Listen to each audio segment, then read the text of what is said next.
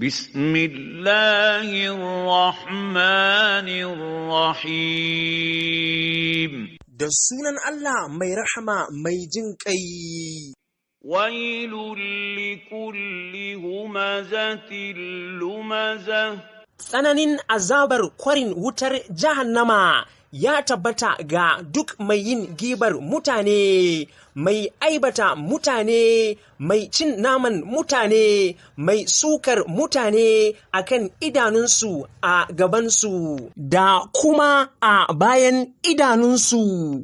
الذي جمع مالا وعدده Wanda ya tara dukiya baya ciyarwa saboda Allah, kuma baya bayar da zakka haƙƙin Allah da ke cikin dukiyarsa, ya tara dukiya ya mayar da ita a bar tattalinsa, baya so komai ya taɓa ta.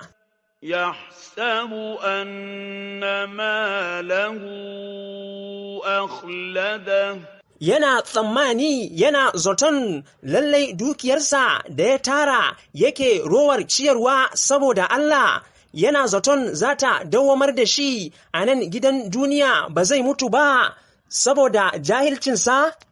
كلا A'a, kai kul bari dai ba haka lamarin yake ba kamar yadda yake zato yake riyawa. Dukiyarsa ba za ta dawwamar da shi ba a nan gidan duniya.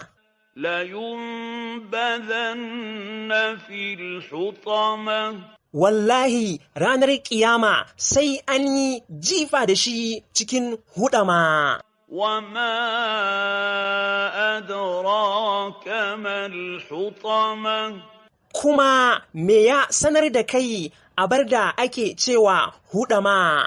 نار الله الموقدة Huɗama wutar Allah ce wacce aka rura ta, التي تطلع على الأفئدة wacce take leƙowa akan zukata ta ƙona jukuna har ta tafi ta ƙona zukata.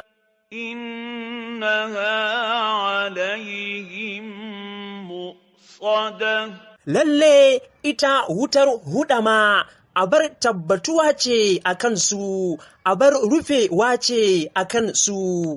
في عمد ممددة Suna cikin ginshiƙai miƙaƙƙu, suna cikin rufaffin ƙofofi a cikinta.